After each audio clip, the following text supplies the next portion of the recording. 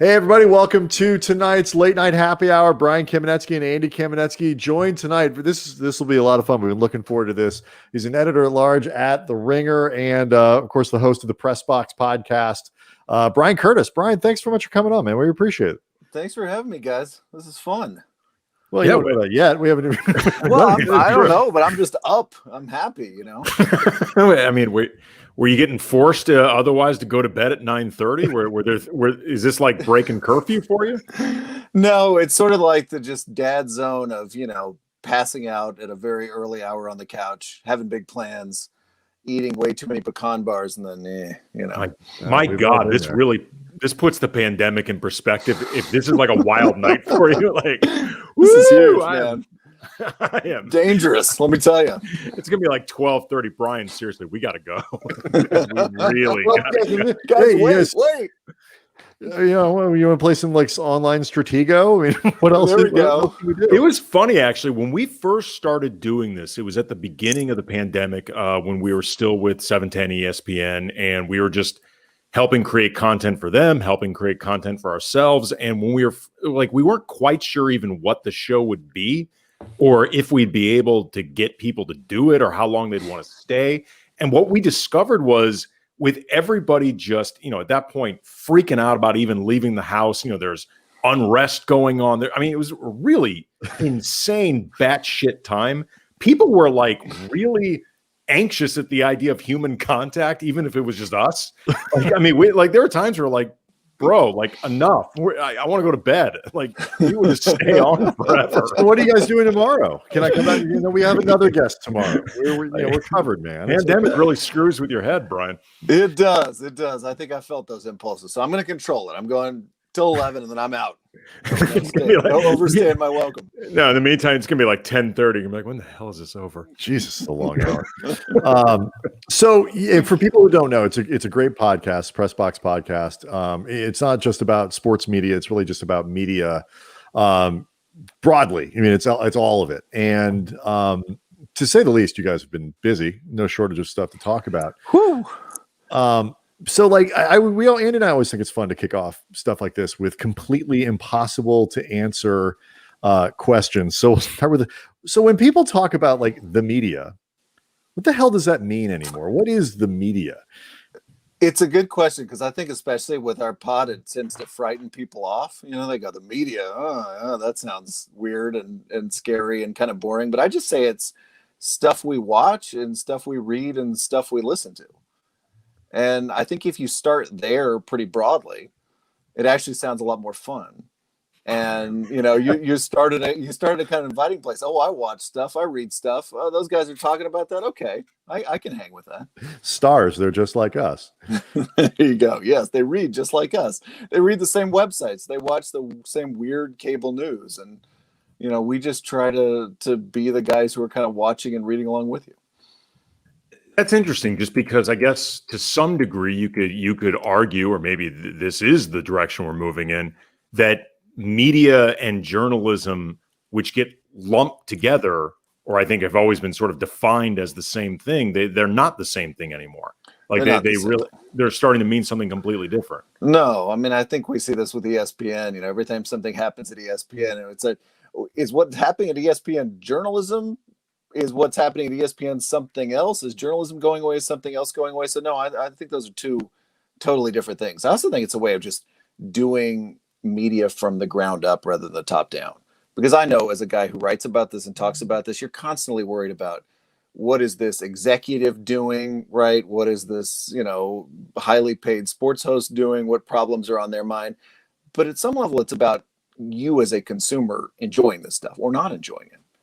And I think if you sort of start there, at least I feel if I start there, I come up with a whole, I sort of come at it from a much better angle.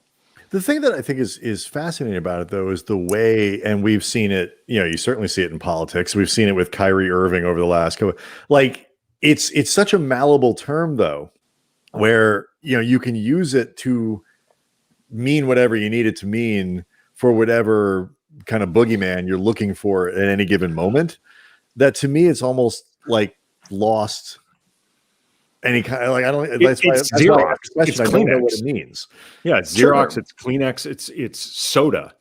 You know what I mean? Like it's just this large encompassing term. Right. And we've seen it in the last couple of years, especially become this just horrible boogeyman, right? The media is telling you this. The media is lying to you. Well, the media is just kind of everything, right? And my biggest pet peeve is when I see somebody on Twitter or heaven forbid in a piece blame the media for something.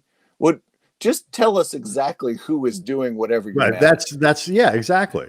Because you Name can always names. find someone. Yeah, and it's a lot easier just to say, well, the media never says this, and then of course you go find 10 examples. So Yeah, I mean, or you get mad at somebody and say, well, the media is doing this. Well, we'll put their name in the story, right? If you want to call them out, because then the media can't defend itself. If you blame Right. the media can't say, hey, wait a second. But individual writers and publications can defend themselves. I mean, look, if somebody is really that problematic, then frankly, he or she ought to get tossed out.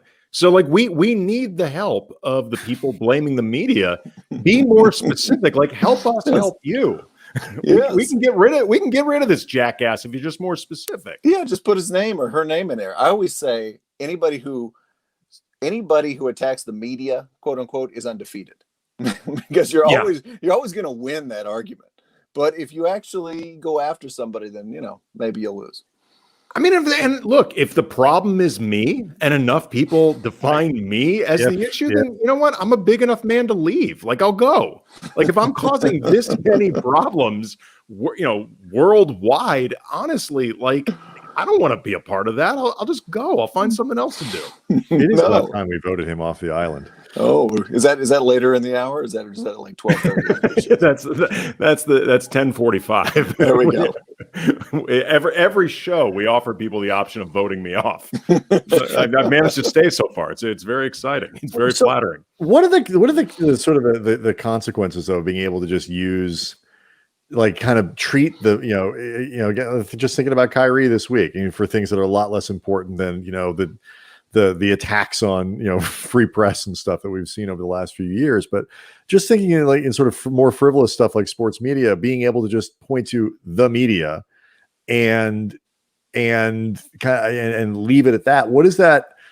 What are the consequences for athletes? What do you think the consequences are for sports journalists and sports entities that cover it? Because I don't think it's without consequence, at least to me.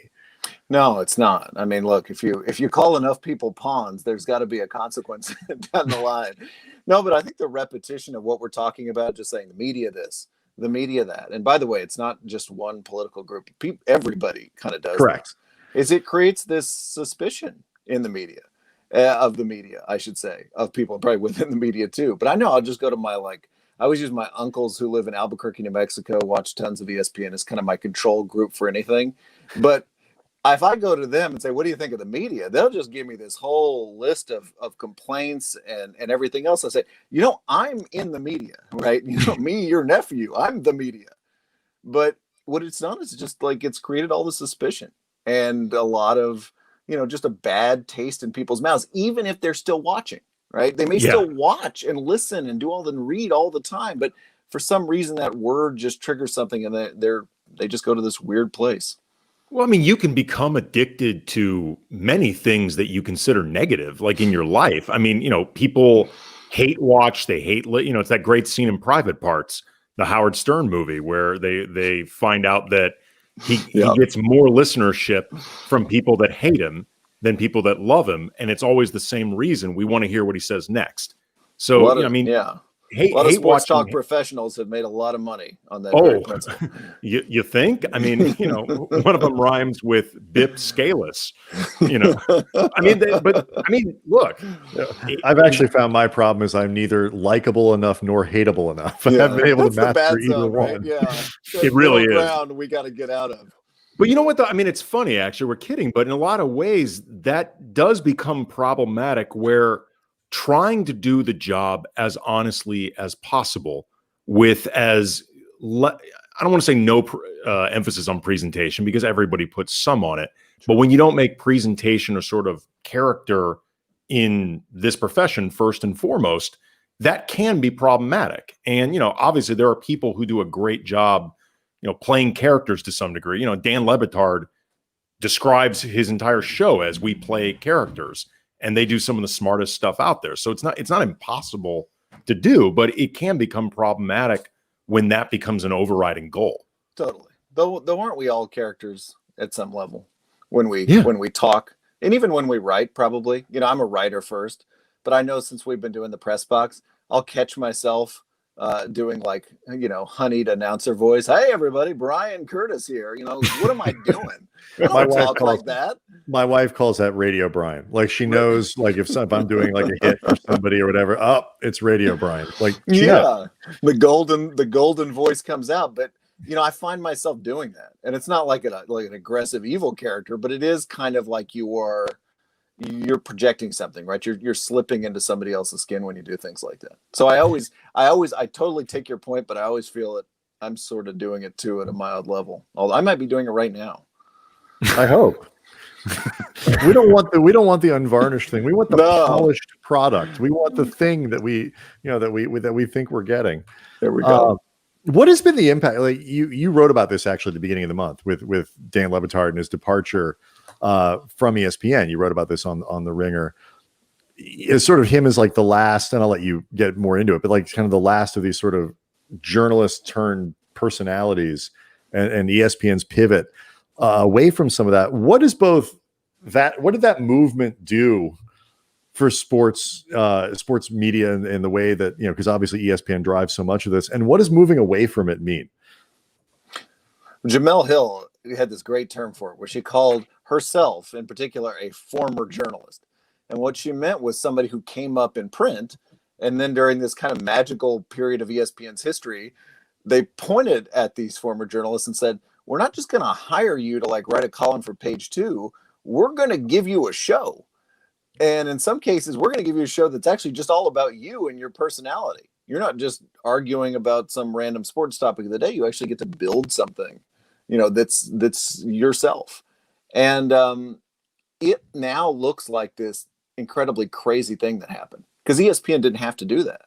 They could have picked sports radio hosts. They could have picked TV people. They could have picked anybody. But they picked these writers. And I think Dan, in a way, is the guy who probably took it the farthest.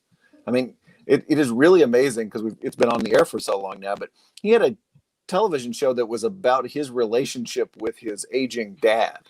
That was the sports. That's what the sports show was about. And of course, the radio show is about like 19 different things, few of which are actually about sports. And he just leapt into that. And to me, now that Dan's moving on, I just see that sort of period at ESPN coming to an end. I really do. And I think, there are some times when I really kind of want to have a straight sports thing in my life, right? I want, what did LeBron do last night? Let's talk about where is LeBron now on the pyramid of NBA players? But I really love that period, because I don't think we're really going to get that again in the same way. Maybe we'll get through podcasts and stuff like that. But as a major TV network embracing quote unquote former journalist, man, that was different, and that was pretty cool. What do you think gets lost if that does in fact go away? I mean, I don't think it'll go away entirely, because there are people like Pablo Torre and Mina Kimes and off the top of my head who have that type of background and are very prominently featured. But you are correct about that exodus that's been in the works. But they don't write as much. Yeah, that is true. They do not write the way they used to, or maybe even want to. I have no idea. Yeah, well, hence the former from Jemele, right? That's what she meant. It's like I'm surfing off my past as a writer, but I don't have to go into the locker room anymore. I don't actually have to finish a piece anymore, which is like really, really hard. No, I think a couple of things. I think writers are just weird in a really good way. If we went and had, and you guys have had them on the show, if we went and found all these columnists at all these various places, they're weird creatures. They're often neurotic creatures. They have very, very particular things. They've also come up in a very, very sort of grassroots way through the business, covering high schools, covering a pro team, working their way up, having people be mad at them or happy with them for their column every day. I just think that just creates this really interesting kind of TV presence that you just don't. And again, I love sports radio. I love everything else, but it's just a different kind of person. It's probably a person that just has a kind of, I don't know, different set of what am I trying to say here? Stuff there of obsessions and of particular quirks to their personality. Like I said, Dan being the most of all. It does make a difference, because Andy and I mean, we've, not that we've reached the mountaintop in sports radio, but we or in sports writing, but we are among those just people. mountaintops. We just haven't reached the mountaintop of mountaintops. So many others. I feel like I've reached the mesa of sports writing. That's kind of where I am right now. I definitely feel like I've reached a plateau, but that's but Familiar with that part. I think that we are among that like slice of people who, because we were doing both at the same time, actually did show up. We were at practice and we were in locker rooms and we were at games, and it is an interesting thing when you no longer have to do that. And look, I mean, for the amount of money that people were being paid to host these shows, and it is a lot of work and it's not easy to do. And I don't mean to say, but I mean, good God, it's a lot, it's way better than having to go do the other work. Well, I mean, it's less driving around, if nothing else. Like, you can just prep from either your house or a studio. You're paid so much better for it. Yeah. Yeah, and I was talking to somebody at the Ringer about this the other day. You let it go, I find, when you're finished with it. I mean, I can be neurotic about anything, but when we do a podcast, and if it's a B plus, or let's face it, even worse, I'm okay.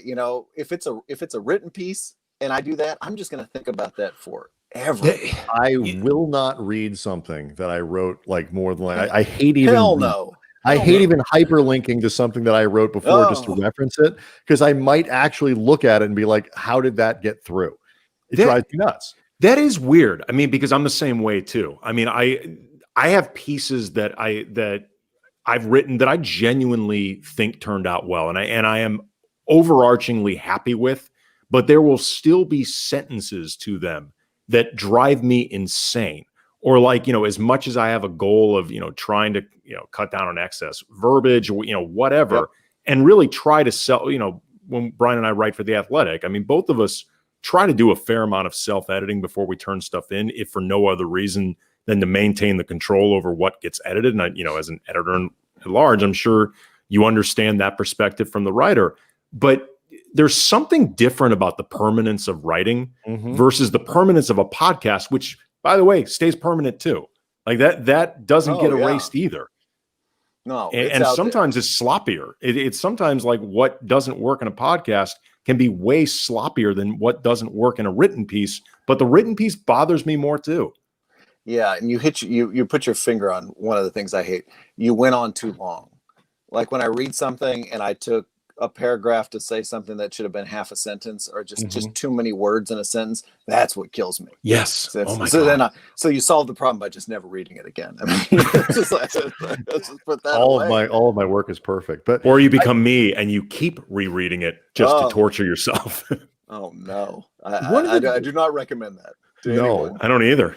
One of the things that I think is fascinating about Le Batard in terms of both what it kind of means for ESPN, and Andy and I worked there twice now, and we have no ill will to the company, but one of the more interesting moments that we had there when we were with the station at 710 was when Le Batard was replaced Coward. By Will King. No, when Le Batard replaced Colin Coward. Yes. Yep. And it was one of these situations, and like we knew it wasn't going to work, because there's 0% chance that Coward's audience is going to like Le Batard's show, because Le Batard's show exists to mock Coward's audience. And yes, I say this not to show my preference, which is definitely for the Le Batard part, but more because like the audience is so much more fragmented now, I think, now than it used to be, that I wonder what happens to a giant monolith like ESPN or sports radio, or even like The Athletic, or some of these larger media entities. How does that continue forward? Because the people, it's so much harder now, I think, to try to grab the audiences that you need at the volume that you need, when there's so much fragmentation of how people listen and what they listen to or watch or read or whatever. I'm so fascinated with that question, particularly with sports radio, because we saw it happen with newspapers. You had the sports columnists who were just the giant sports columnists, and then that generation, when they moved on, and some of them are still there, but when some of them moved on, the person who took their place didn't have the same job. They were the sports columnist at the Boston Globe or the Denver Post or wherever, but they didn't have the same job. They weren't the sports columnist in the same way. And I've kind of been waiting for radio to just kind of go over that hill a little bit. And in a lot of cases, it hasn't, because the people haven't changed. There's pressure from podcasts, right? There's pressure from the pandemic. There's just pressure from everything. You guys know more. I needn't explain to you, but it's sort of like, welcome to our show. Feels like, there you go. Here we are. But it sort of feels like, in a lot of ways, because that generation of hosts, because sports radio guys can be there forever in a lot of cases, that a lot of them still are doing the job like the job was in the 90s and the 2000s and the 2010s. I just keep waiting for it to kind of just go over that little waterfall. Well, I mean, look, also too, the people above them. I mean, the programming directors and the people making these decisions, everybody, I think, wants to maintain some degree of what they know, because the unknown can be pretty frightening. I mean, beyond the idea of, it's evolving into something that I don't completely feel is my wheelhouse or whatever. It's like, you have to take a chance at some point. And people in those positions tend to be very risk averse, even if the path in front of them seems, I think, objectively speaking, pretty obvious. Like, radio is, it seems like, in a losing battle with podcasts, or if nothing else, you have to start thinking about podcast presentation, all that sort of stuff. I cut you off, but I think it's a losing battle with the financial sort of money-making structure. Right. That's the part where I think they're really losing out. But go ahead, Ann, I'm sorry. But I was going to say, but then you have to figure out how do we best do this while maintaining the slice of real estate that we have, and people get threatened over it. I remember when Bryan and I first really started doing this full time, it was with the LA Times. We were doing their Lakers blog, and it was the first sports blog that they had. It was among the first blogs they had, period. And very clearly, the people that hired us had no idea what they wanted, no idea really what a blog was. It was just, blogs are popular. We need a blog. We got to bring in some bloggers. These blogs, this internet. And we had ideas. They had how they treat the internet of the LA Times. Yeah, we had ideas. They had no ideas. So they're like, okay, you're perfect. And then they spent about 3 weeks watching us, and then they never even edited us. We edited each other. It's terrifying. But there was still this church and state treatment of the internet and the printed product at the LA Times, even though it was, we could see then, insane. Why are you clinging to the paper part of this? That's clearly going to lose. Mm-hmm. Yeah, and I feel that when you look at every sports radio station right now, right? I think maybe now in the last couple of years, everyone has a little group of podcasts around the radio shows. But there was a time, right, where it was just, if you just kind of didn't hear it over the air, you were kind of like, wow, that just doesn't exist anymore. There's nobody out there, and it'd be some weird website that would be collecting all the bits and saving them and putting them out that was not affiliated with the station at all, and it was that church state thing you're talking about. But I think most radio stations now kind of figured that out, or at least I hope they have. You I forget if it was this one or the one before or whatever, one of the more recent Press Box pods. You guys were talking about ESPN's and some of the other CBS and the NFL pregame shows, because I think kind of the TV version of what we're talking about here, of what are these things now, this thing that we knew so well, what is it today? I think a great example of that, as you guys were talking about, are the NFL pregame shows. What are those things supposed to do now? Products like that we grew up with, that were so normal and are kind of baked in. But who are they for now? What are they supposed to do? Besides ambient noise when you're, making breakfast on Sunday morning. I should have this on because I'm going to watch actual football. So I should have this thing on, right, in the background. I think that's the calculation I go through every Sunday morning. It's a great question. And again, I think it's so generational. The Fox pregame show is successful because it's the same guys that have been there largely since 1994. And so, you have, if nothing else, you have tenure. Oh, those guys are still here, right? And as soon as those guys leave, or if they were to all leave en masse, I think you'd kind of be like, Was this still going to be a successful show? Because again, it's not about information. There's like 2 bits of information in there that are all on Twitter at the same time. It's not, let us say, about comedy on a lot of those pregame shows. It's certainly not about feature stories. I have almost never seen a feature story on a pregame show, and I include College Game Day that I really loved all that much, or can remember loving all that much of the same stories over and over again. But I think it's just about tradition at this point. And again, are people younger than us bought into that tradition? Probably not.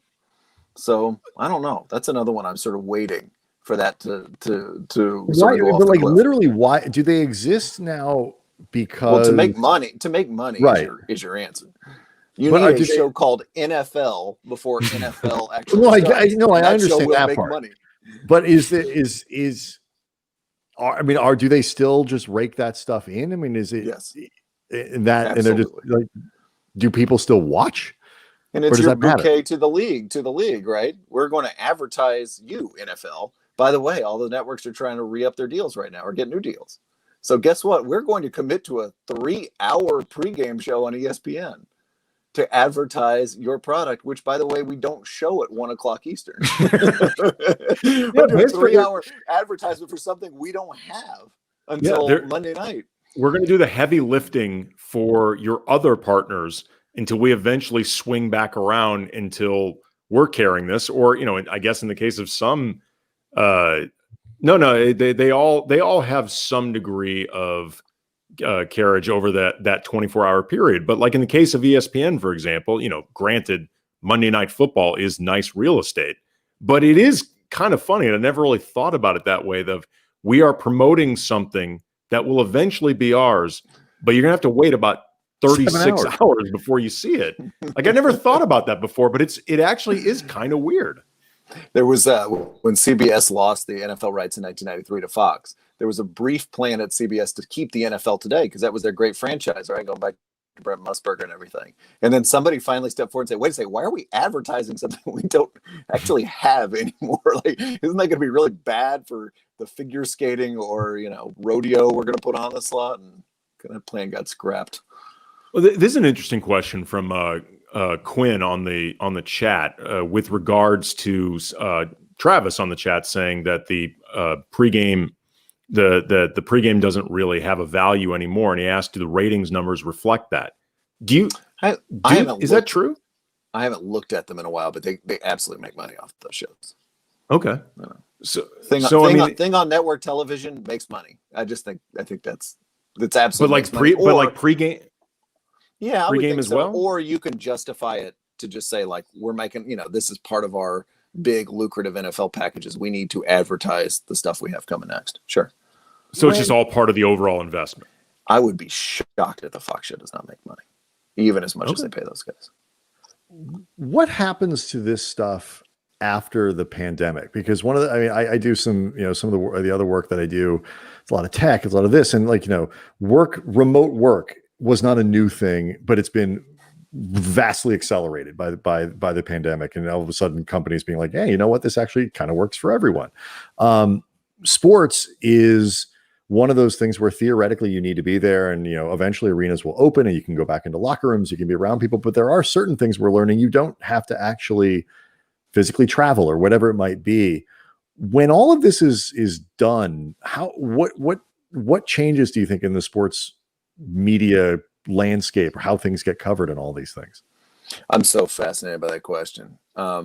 I think let's start with maybe like the game broadcast. Joe and Troy are going to be there on Sunday afternoons. They're already there on Sunday afternoons. I don't think that's going to change. But is the Sacramento Kings going to send a radio team and a TV team to every away game next season? Is that where we save the money by calling that from home? Because guess what? These games that people have been calling from home, I saw Kevin Harlan calling games from his basement. I think his daughter put that on Twitter the other night. They sound pretty good because these people are good. And I'd rather the pandemic be gone and them be at courtside and all that stuff, but they're really good at this. And they can make a game sound 90% as good as if they were there. And you can imagine if there was an actual crowd in the house and they didn't have like this weird bad crowd noise, it would be close to 100%. I mean, Kevin Harlan can make anything sound great. I mean, you could put Kevin Harlan at the most unpleasant experience possible. Just let him call it, and it'd be amazing. I mean, he would make anything sound unbelievable. I remember like 15 years ago, I had an NBA playoff game on, and I was, you kind of looking at your phone, not paying attention or whatever it was. And then I just heard that voice go, "Down the stretch they come." And I looked up, and it was like midway through the third quarter. He was just pumped. he was ready. So that's that. No, I'm sorry. I was going to say him and Snoop. Like, they should have him and Snoop call everything, like every sport together. Like, I don't know how you do this. It's going to cost a shitload of money. Do it anyway. Like, the two of them together should call everything. It would be amazing. Apropos to nothing, my wife was sent a bottle of Snoop's wine today. Oh, wow. Did you guys know Snoop had a wine? Yeah, hold on. I'll be right back. It's a fair guess. Oh, good. Here we go. Yeah. I would have, if I said yes or no, your life depends on it, I would have said yes. Oh, absolutely. I mean, what isn't Snoop into at this point? I mean, he's right now, he's off the top of my head, he's got he's got wine. Ooh. See? That's a nice label. It's a nice label. Yeah. That's a really nice label. But I mean, he's hawking Corona, he's hawking SodaStream. Like he's hawking. It's appropriately enough, a Cali Red. Nice. Yeah. Is it in Spirit? That at 10:45? 19 Crimes tells the true story of rule breakers who beat the odds, overcame adversity, and went on to become folk heroes in their society. That's true of Snoop. This spirit lives today through innovators and culture creators like Cali's own Snoop Dogg. A leader in contemporary pop culture, Snoop embodies the timeless values of the 19 Crimes rogues who came before him. I want to know who they are. Well, to learn more about this and similar stories, please visit 19crimes.com. Oh, there we go. That was we'll do that at 10:50. We'll just read from that side at 10:50 when we run out of material. I really should. We were talking about going back to the games, though.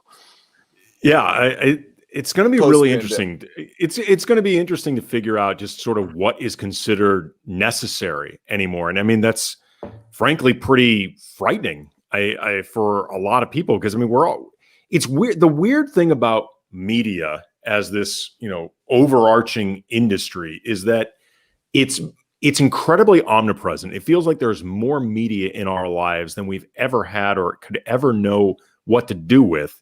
But it also feels like if you're inside it, that it's shrinking and incredibly volatile for an industry that just seems to be expanding at the same time. It's bizarre. It's a really weird feeling, isn't it? Like you couldn't possibly read everything you want to on a given day, and yet nobody has a job. Oh my God! Like, how did that happen? Well, we every year, we know all the people who teach the journalism classes at SC and Loyola and places like that, and we get the question, what would you tell, young people who want to get into journalism? My answer is always don't. And it's very cynical because we need, young journalists because the work is obviously important, but like, it's charming and whatever to like be on the grind and not making any money and doing all this stuff when you're in your 20s. But as soon as you actually reach a point in your life where you need an income, it's terrifying. It's horrible. Absolutely. Whenever everybody asks me for the silver lining, I'm always saying I don't know that there is one right now. But the only one I can come up with was there's never been like a really lucrative time to get into sports writing or this profession. It's not like when I got in 20 years ago, it's like, oh man, this is Silicon Valley in the 90s. Everybody's making a fortune. Nobody was making a fortune then. It was, and it's not, I'm not saying it's not worse now. It's certainly worse now. It's certainly gotten worse over the last 6 months, but it's not like there was this great golden age of everybody's going to make money in journalism. No, but I think, and this is, I think, definitely the ESPN effect. You take these sort of journalists who become personalities, and you see, like, if you can get to the top of that pyramid or pretty close to the top of that pyramid, like it's a good living. Like that's a lot. You can make a lot of money. If it's like 14 people, it's not very many. It's not representative of the entire group.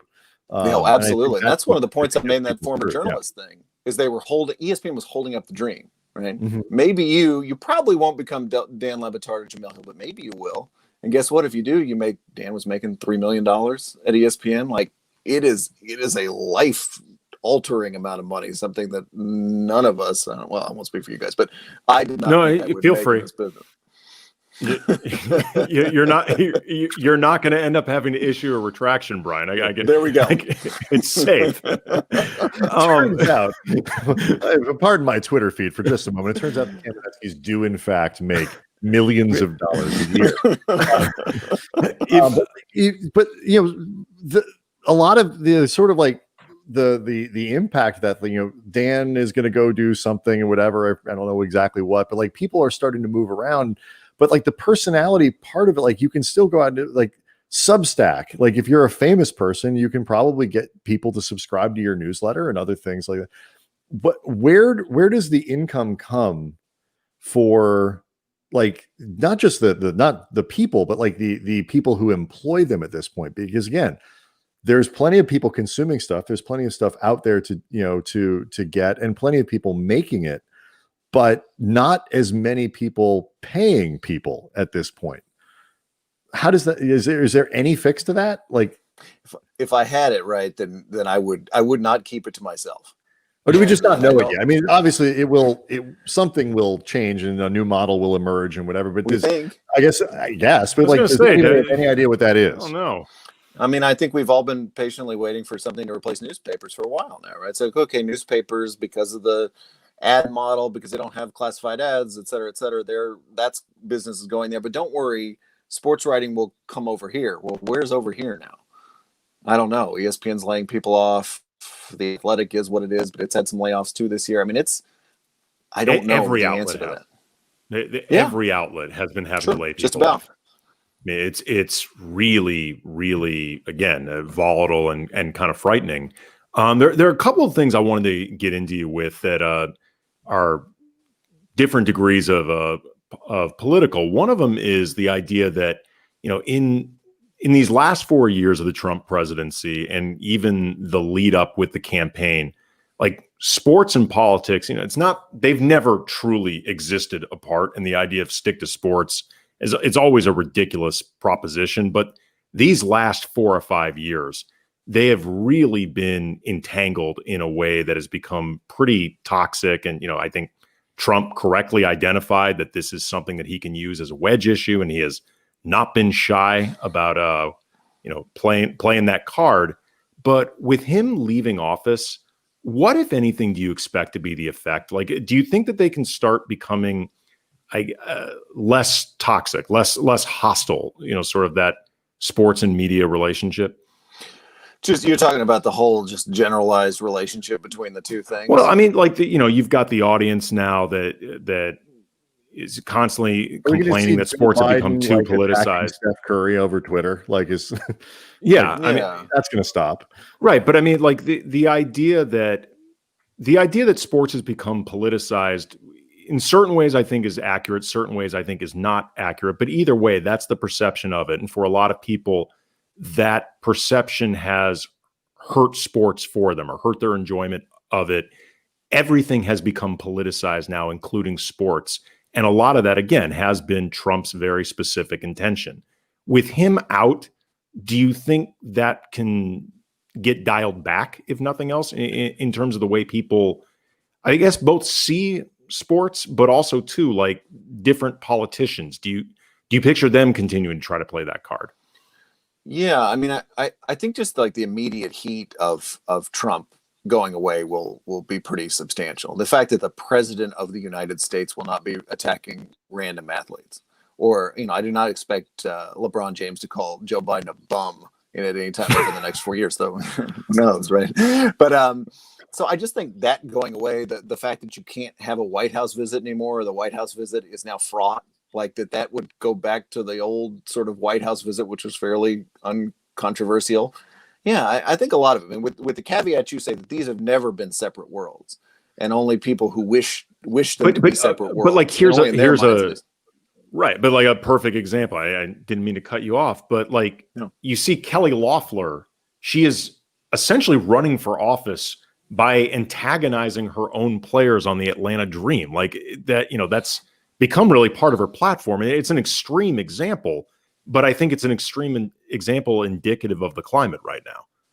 Yeah, and I wouldn't just ascribe all this to the politicians too, or especially Republican politicians. Athletes have won over the last couple of years a lot of freedom to speak and a lot of Sure. freedom to demonstrate, and I don't think that's going to go away. Now, maybe different circumstances that sort of activism will manifest itself in different ways. It'll be different than what we've seen over the last 4 years, but I don't think that's going to go away. So when we talk about just politics and sports and how they're going to coexist over the next few years, I still think it's going to be a lot. I think the level of just kind of overt mixing that you and I can just turn on the TV and see is going to be still higher than any time it was during the last 20, 30 years. How did you wrote about this, and our friend Gustavo Arellano from the LA Times popped in on Twitter and reminded us. You wrote Gustavo. about like Tito Ortiz. He's great. In Huntington Beach, like that. Yes, he is my city councilman right now. Yeah. I just turned. I reflexively looked over my shoulder, but yes, like he was expecting to walk in. we refer to him around here as your. But like, that's not new. Like, but you're right. I mean, and he won, and so like it's not new. I mean, Jesse Ventura was the governor of Minnesota for like that happened. Arnold Schwarzenegger won in California. That happened. But that's how much of that is just the politics of like celebrity. How much of that was sports? How much of that was kind of the way media works now? Like, what the hell happened with Tito Ortiz? I think the last part really, right? I mean, the fact that you can just have a Twitter account and you can be this kind of guy, in the media, quote unquote, and they're following the Trump playbook in a lot of cases. This is what Trump did. Trump tweeted his way into our collective political conscience, and then he almost kind of sort of tweeted his way into the White House. And somebody like Tito, I think, absolutely looked at that model. Not only just Trump's issue positions, which he is very close to on almost everything, but he looked at that model and said, I can do that. It's just a Huntington Beach city council seat. My favorite part of his race is that he wanted to be mayor of Huntington Beach. And he says, I think I'm going to run for mayor. And then somebody said, well, actually, mayor is not an elected office in Huntington Beach. He said, oh, okay. Well, I'll just run for city council then. So he is now part of the city council. But yeah, I think the media part of it, the playbook, that's the big thing, I think.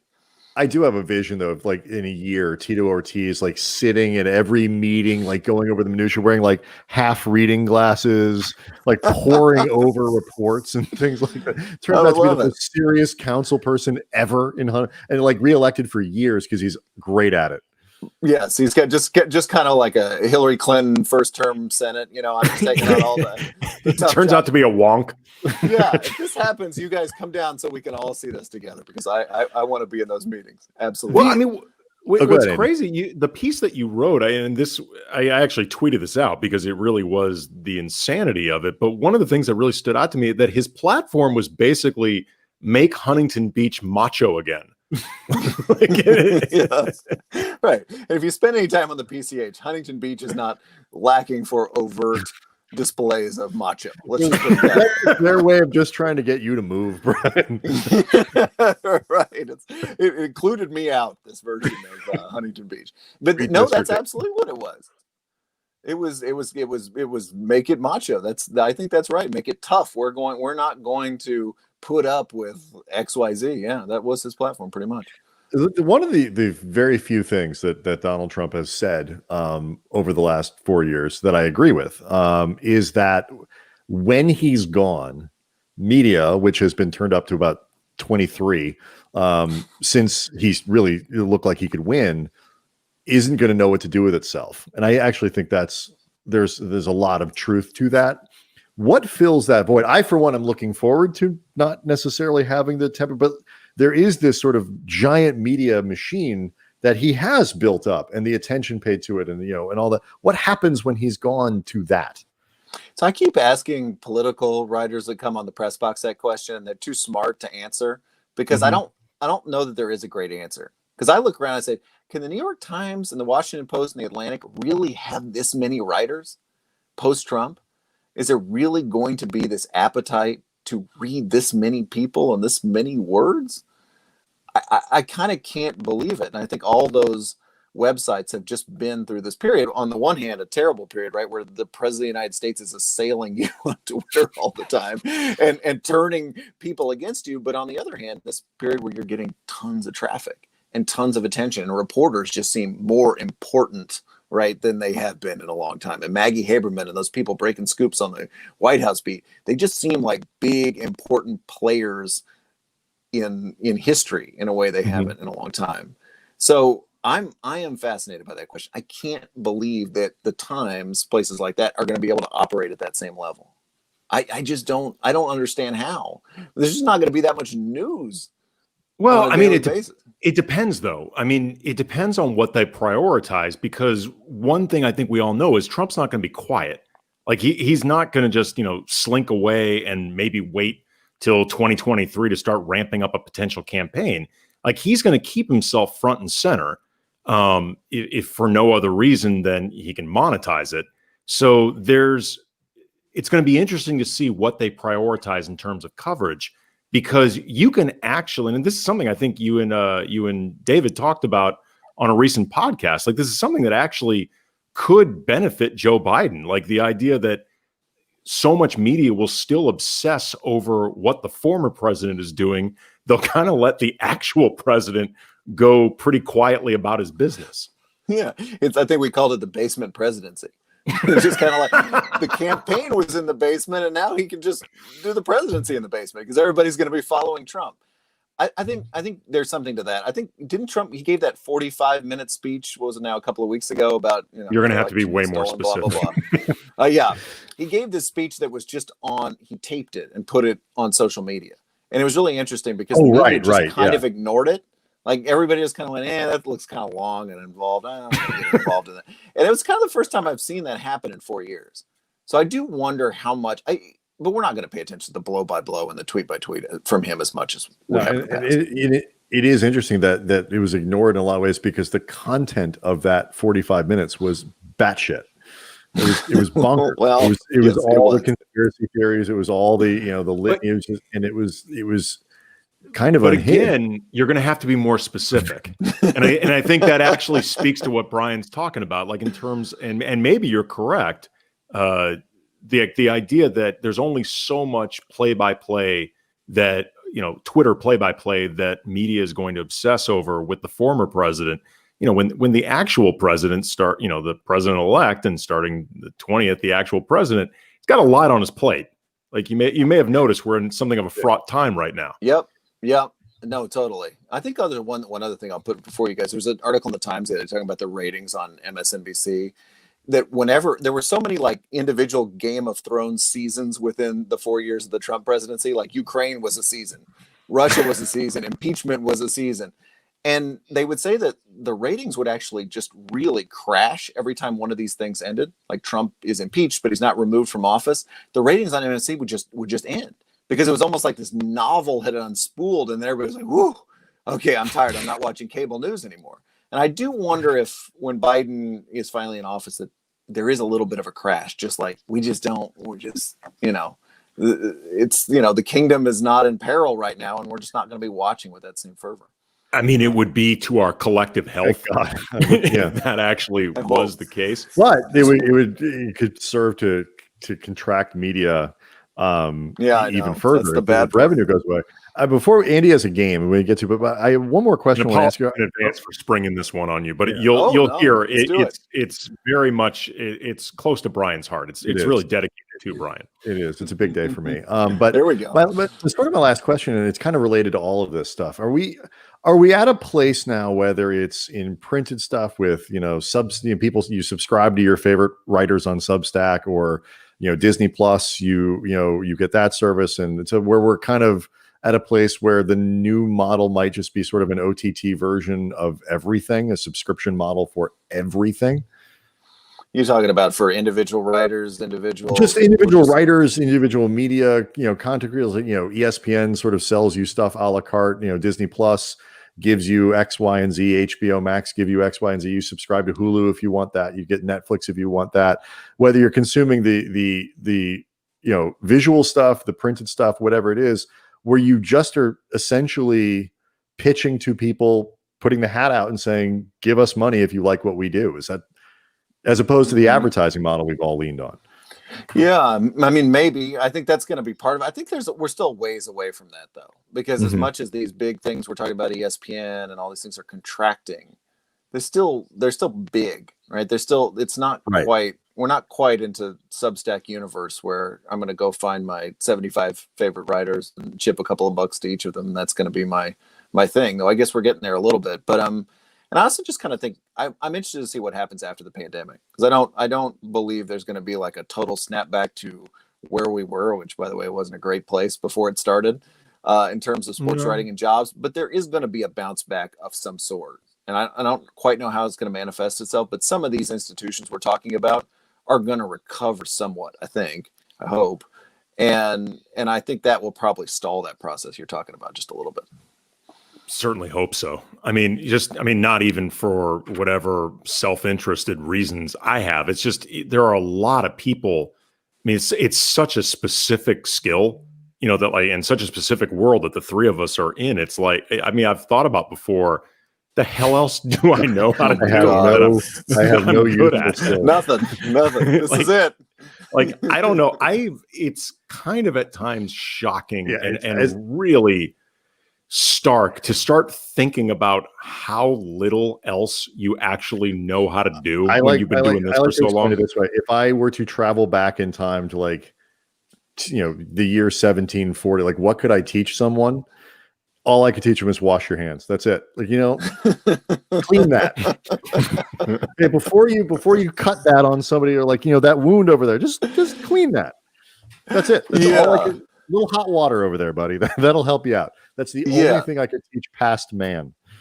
And as long as you're in the profession, as long as you're eating and surviving, it's the greatest thing in the world, because you think, oh my gosh, we get to do this. We get to do this. We get to have this crazy, dumb set of skills. And this is what we get to do. But you're right. As soon as you look over the fence and go, uh-oh, what would I do if we weren't making money doing this? It's the Liam Neeson thing, only way more useless. Yeah, I feel like right now I'm standing on that ladder next to the fence, and I'm just terrified to look over. But I've been sitting on this fence for like 8 or 9 months.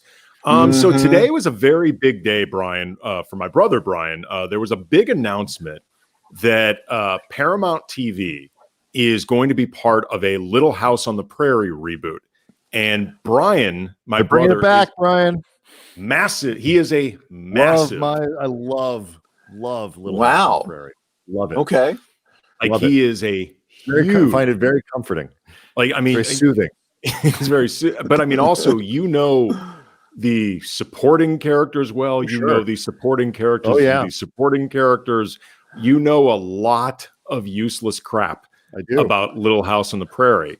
So in honor of this big day for Brian, I have a game of trivia inspired by or involving Little House on the Prairie, but I don't think you actually need to have watched the show or be familiar with it, Brian, to actually win this thing. I don't know how often you watched it or not. But there were some reruns mixed in. I read the books with my mom. I remember that was a big deal too. That I never did. Wow. You, Brian, are an encapsulation of all the media problems we were talking about earlier, where the focus was on television and not the written word. You're part of the problem as you get eaten alive by the same problem. I mean, maybe Tito Ortiz was on to something. That doesn't sound very macho to me. Reading Little House with your mom. Reading Little House on the Big Woods. Little House in the Big Woods. Yeah. Okay, so I'm moving there just so I can vote for him again.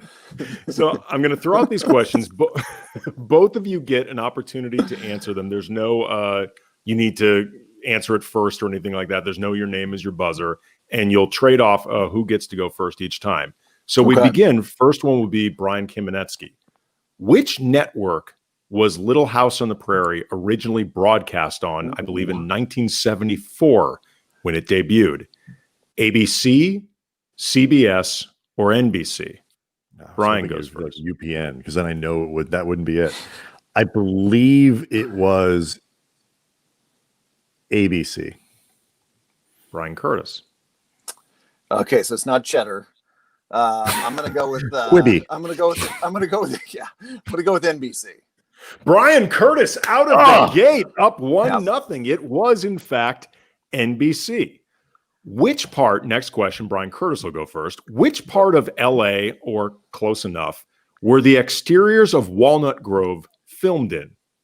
Malibu, Simi Valley, Altadena, or Van Nuys? Bryan Curtis goes first. The very special porn episode of Little House. Laura really grew up Big that Bear day. Lake or something in there that would have been a giveaway. Yeah. Oh, tell you what they're doing in Mankato sure is off the chain. Altadena, Van Nuys. What else? What are the other Simi ones? Valley or Malibu? Oh, geez. I guess I'll go Simi Valley. Brian. God, I was just reading about this the other day. Of course you were. Malibu, I think, was MASH. I'm going to say Altadena. Oh, Bryan Curtis up 2-0. It was Simi Valley. Yeah. Simi I was Valley. trying to get my point back. Well, you're now 2 behind. Brian Kamenetzky goes first on this one. Michael Landon was a high school track star. True. And earned a scholarship to USC, specializing in this particular event: high jump, javelin, discus, or sprinting. High jump, javelin, discus, or sprinting. I think he was a discus man. Bryan Curtis. Javelin, sprinting, and what was the other? What was my third one? Javelin, sprinting, discus, or high jump. And you can say Brian's answer if you think he's correct. Sure, I'll go high jump. Oh, it was the javelin. And unfortunately, he was a javelin guy. Unfortunately, Michael Landon had a bad shoulder injury, which ended his track career and eventually led to his pursuit of acting. It also, I guess, leaving sports led to his pursuit of smoking, because he was quite a smoker. According to IMDb, during Little House's run, it was estimated that Michael Landon smoked, this is amazing, how many packs a day? 1 pack a day, 1 to 2 packs a day, 2 to 3 packs a day, 3 to 4 packs a day. Bryan Curtis goes first. I'm going Price is Right style here. 3 to 4 packs a day. I don't understand how you can do that. Like, I'm going to say I agree. I think 3 to 4 packs a day. It is 3 to 4 packs a day. He was estimated that he smoked 60 to 80 cigarettes a day, menthols, unfiltered. Oh my gosh. That is maybe the most amazing feat of Michael Landon's career. Well, he was in this kind of old-fashioned homestead, right? Yes. Smoking 40 Yes. Jeez. Wow. I know, unbelievable. But he smoked 3 to 4 packs a day. Which of the following future Hollywood stars appeared as an uncredited background actor, a student in the one-room schoolhouse? Emilio Estevez, Mary Stuart Masterson, Sean Penn, Diane Lane. Brian goes first. Estevez, Masterson, Sean Penn, Diane Lane. Estevez. Yeah, just trying to do the math here. Mm-hmm. Sean Penn seems like a little young. Yeah, I'll go Estevez too. I'm gonna. It's Sean Penn, actually. Wow. I'm guessing it's because he had an in with his dad, Leo Penn, who directed several episodes. So 3-1, Bryan Curtis. A few more to go. Melissa Gilbert, who played Laura Ingalls, was nicknamed Half Pint on her show by her dad. True or false, she briefly opened a small ice cream company called Half Pint Ice Cream, which sold ice cream by the half pint. I'm going to go true. I think that's false. It is false. Oh, man. But she did. That is because that's a really stupid way to sell ice cream. She did, though. It was a popular show, though. It was very popular. She did have a production company, though, called Half Pint Productions. Bryan Curtis still up 3-2. Merlin Olsen was a Hall of Fame football player before joining the cast of Little House on the Prairie. Where did he play his college ball? Ohio State, Michigan State, Florida State, or Utah State? Brian goes first. Bryan Kamenetzky. Feels like it has to. Oh, I'm sorry. Ooh, glad I didn't Bryan say Kamenetzky. I was really hoping you'd ask where did he play his pro ball, because I knew the answer to that. Which state? Ohio State, Michigan State, Florida State, Utah State. Florida State was Burt Reynolds. They had more than and one player, Brian. Nope, they did one. They had one guy. I'm gonna go Utah State. Merlin seems like a Utah guy. I feel Midwestern about this, so I'm going to go Michigan State. Oh, it's Utah State. Merlin Olsen is wow. a Utah native. Back. Strong frontier energy from Merlin Olsen, I felt. Okay, so final question. Oh, this is exciting. Here we go. 3-3. So here we go. The Ingalls family often ate beef stew. This is already great. For dinner. This is true. This actually is all true. They often eat beef stew for dinner, and it was typically a store-bought brand. Which brand was it? Campbell's, Hormel, Dinty Moore, or Goya? Not on the show. Like the show didn't present it as. No, the show did not present it. I'm saying like this was craft services. They brought in this store-bought brand of these are the beef actors. stew. The Ingalls Yeah, family, well, like the actors playing the Ingalls family. Yes, I should be more clear. When the Ingalls family would sit down to dinner, I should have phrased this much I was better. really confused. Yeah. No, that was. I thought this was going to talking. take a Donner Party turn at the beginning of this question. Actually, that winter the Ingalls starved. Remember, Brian, when I said flesh you did they didn't turn to? Remember, Brian, when I said you didn't have to know the show in order to succeed? Yeah. I lied. But the Ingalls family There was the other son that they had before Albert, Phil, that they had to eat during the winter of '62. No, the family, the Ingalls family in scenes often ate beef stew as a family for dinner. But the show brought in this store-bought brand of beef stew. Which one was it? Campbell's, Hormel, Dinty Moore, or Goya? Bryan Curtis goes first. Dinty Moore. Brian Kamenetzky. I'm going to go Hormel.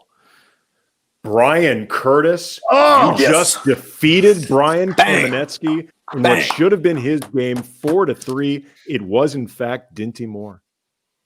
Dinty Moore stew, according to IMDb. Yes.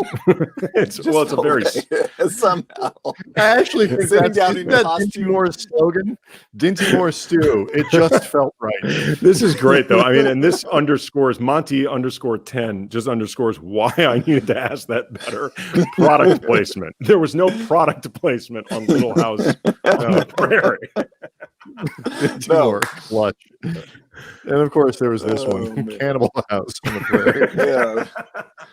So, all right, man. Robert Rodriguez is making that right now during the pandemic. I hope. So I would watch the shit out of that. Bryan Curtis, editor at large for The Ringer, co-host of the Press Box podcast, which is a really, really great listen. We've loved your work for a long time, man. We're really excited that you were able to do this. Thank you.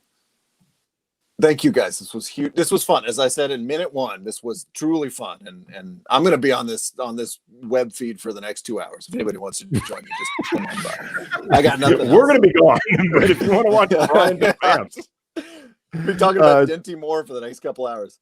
Sweet. So yeah, tomorrow night, Claire DeLune will get back to some NBA and a lot of NBA set up with the season starting for everyone. What? And some music, because she's a musician. And music and pop culture and all those. But she likes the NBA too. All right, so we'll see everybody tomorrow. Thanks.